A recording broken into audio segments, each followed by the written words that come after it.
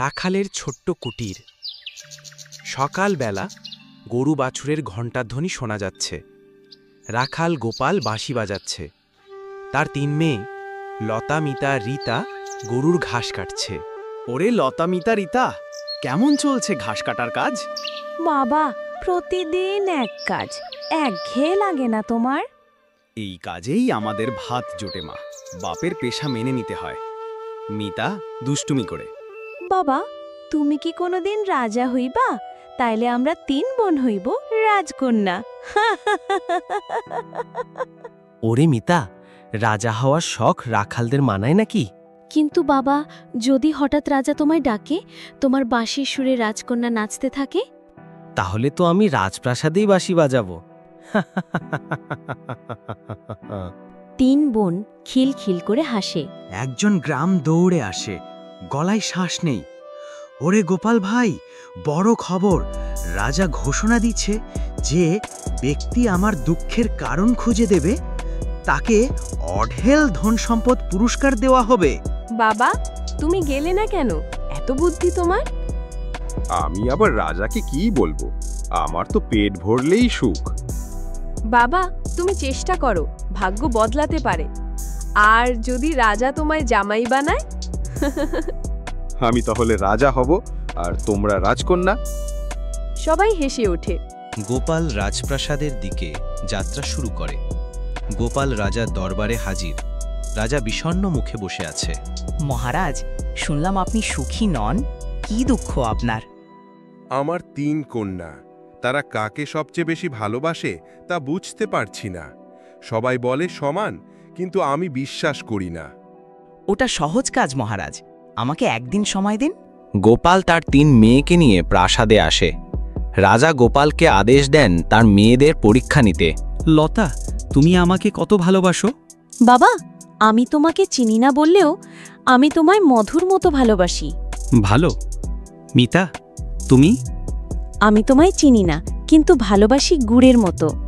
রীতা, তোমার কথা? বাবা, আমি তোমাকে লবণের মতো ভালোবাসি। সবাই চুপ।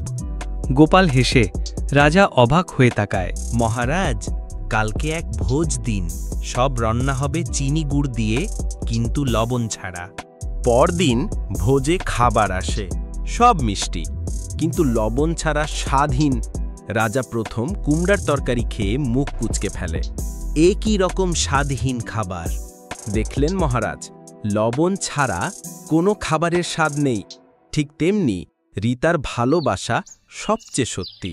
তুমি ঠিক বলেছ গোপাল, তোর বুদ্ধি দেখে আমি তোর ভাগ্য বদলে দেব। রাজা গোপালকে অঢেল সম্পদ দেয়। গোপাল খুশি হয়ে ৩ মেয়েকে নিয়ে বাড়ি ফিরে যায়। গ্রামের ছোট্ট কুটির এখন পাকা দালান। ৩ বোন হাসি মুখে উঠানে খেলে। গোপাল বাঁশি বাজায়। দেখ মিতা, আমরা সত্যি রাজকন্যার মতো থাকি এখন। হ্যাঁ রে, আমাদের লবণ রীতার জন্য না রে, আমাদের বাবার বুদ্ধির জন্য। সুখে থাকতে গেলে শুধু টাকা না, দরকার ভালোবাসা আর বুদ্ধি। গল্পের শিক্ষা, ভালোবাসা শুধু বড় বড় কথায় নয়, তার গভীরতাই আসল। আর বুদ্ধি দিয়ে ভাগ্যও বদলায়। অনেক দিন আগের কথা। দূর দেশের এক সমৃদ্ধ রাজ্যে বাস করত মহাপরাক্রমশালী রাজা। নাম তার রুদ্র। রাজ্যের সব মানুষ রাজার ভয়ে কাঁপত, কারণ রুদ্রদেব ছিলেন অত্যন্ত অহংকারী। তিনি ভাবতেন পৃথিবীতে তার চেয়ে বুদ্ধিমান আর শক্তিশালী কেউ নেই। রাজসভায় প্রতিদিন বড় বড় পণ্ডিত, যোদ্ধা, কবি আসত, কিন্তু রাজা সবসময় তাদের তুচ্ছ তাচ্ছিল্য করতেন। একদিন রাজা দরবারে ঘোষণা করলেন, শুনে রাখো সবাই, আমার বুদ্ধি, শক্তি আর জ্ঞানকে হারাতে পারবে এমন কেউ এই রাজ্যে জন্মায়নি। যদি কেউ আমাকে যুক্তিতে হারাতে পারে, তবে তাকে আমি অর্ধেক রাজ্য দিয়ে দেব, কিন্তু যদি না পারে তার শাস্তি হবে ভয়ঙ্কর। রাজ্যের সবাই এই সংবাদ শুনে ভয়ে চুপ করে গেল। কেউ সাহস করল না চ্যালেঞ্জ নিতে, কারণ রাজার সামনে কেউ জিততে পারবে না এমন ধারণা সবার মনে গেঁথে গিয়েছিল। কিন্তু এই খবর এক গরিব রাখালের কানে গেল। তার নাম ছিল গোপাল। সে প্রতিদিন গরু চড়াতো, বাঁশি বাজাতো আর খোলা মাঠে বসে আকাশে তারা গুনত। গোপাল ছিল দরিদ্র, কিন্তু মনের দিক থেকে ছিল সাহসী এবং বুদ্ধিমান। খবর শুনে গোপাল হাসল। রাজার বুদ্ধি যদি এত বড় হয়, পরের দিন তবে আমার গোপাল বুদ্ধি ছোট হলেও রাজপ্রাসাদের চেষ্টা ফটকে করতে গিয়ে ক্ষতি কি? প্রহরীদের বলল, আমি রাজার চ্যালেঞ্জ গ্রহণ করতে এসেছি। প্রহরীরা প্রথমে হাসাহাসি করল, তুই একটা রাখাল ছেলে রাজাকে হারাবে? হ্যাঁ, আমি হারাবো। আমাকে রাজদরবারে যেতে দাও। সংবাদ পৌঁছালো রাজার কানে। রাজা মনে মনে হেসে উঠলেন। একটা গরিব রাখাল, এটাই হবে আমার বিনোদন। আনো তাকে। গোপালকে রাজদরবারে আনা হলো। হাজারো মানুষ দেখতে এলো কেমন করে এই রাখাল রাজাকে হারাতে চায়। রাজা সিংহাসনে বসে বললেন, তাহলে রাখাল, তুই আমার সাথে বুদ্ধির লড়াই করতে চাস? গোপাল বিনীতভাবে বলল, জি মহারাজ, চেষ্টা করব। প্রথম প্রশ্ন। রাজা হাসি চেপে বললেন, বল দেখি গোপাল, পৃথিবীতে সবচেয়ে ভারী জিনিস কি? গোপাল মুহূর্তেই উত্তর দিল, মহারাজ, পৃথিবীতে সবচেয়ে ভারী হলো ঋণ। কারণ টাকা পয়সার ঋণ শুধু শরীরেই নয়, মনে ও আত্মারও বোঝা চাপিয়ে দেয়। উত্তর মন্দ নয়। দ্বিতীয় প্রশ্ন, বলো দেখি, পৃথিবীতে সবচেয়ে দ্রুত কি? মহারাজ, পৃথিবীতে সবচেয়ে দ্রুত হলো চিন্তা। কারণ ভাবনা পাখির ডানার চেয়েও দ্রুত আকাশ পেরিয়ে যায়। রাজা এবার গম্ভীর হলেন। মনে মনে ভাবলেন, রাখাল কিন্তু সহজে হারবে না। তৃতীয় প্রশ্ন, তাহলে রাখাল, আমার শেষ প্রশ্ন, আমাকে এমন কিছু এনে দে যা সুখেও কাজে লাগে, দুঃখেও কাজে লাগে।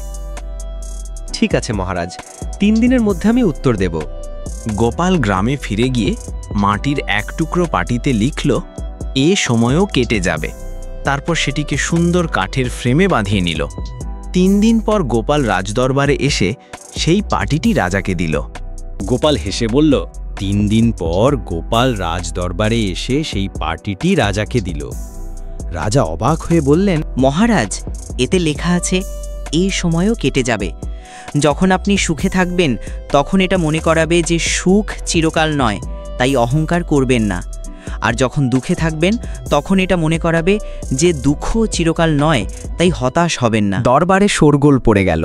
সবাই গোপালের বুদ্ধিতে মুগ্ধ হয়ে গেল। রাজা কিছুক্ষণ চুপ থেকে সবার সামনে উঠে দাঁড়ালেন। রাজা গম্ভীর কণ্ঠে বললেন, গোপাল, তুই সত্যি আমাকে হারিয়েছিস। তোর জ্ঞান আমার চেয়েও বড়। আমি ঘোষণা করছি, আজ থেকে আমি অহংকার ছেড়ে দেব, আর তুই আমার রাজদরবারের প্রধান উপদেষ্টা হবি। গোপাল হাসল। রাজা তার হাতে সোনার মুদ্রা আর জমি দিয়ে পুরস্কৃত করলেন। সেই দিন থেকে রুদ্রদেবের রাজ্য আরও সমৃদ্ধ হল, কারণ তিনি অহংকার ছেড়ে বিনয় শিখেছিলেন। আর গোপাল প্রমাণ করেছিল, বুদ্ধি আর জ্ঞান কখনো দরিদ্র বা ধনী দেখে জন্মায় না। ভালো ভালো কার্টুন ভিডিও দেখতে চাই? আমাদের 4S TV সাবস্ক্রাইব করেন এবং লাইক, কমেন্ট, শেয়ার করেন।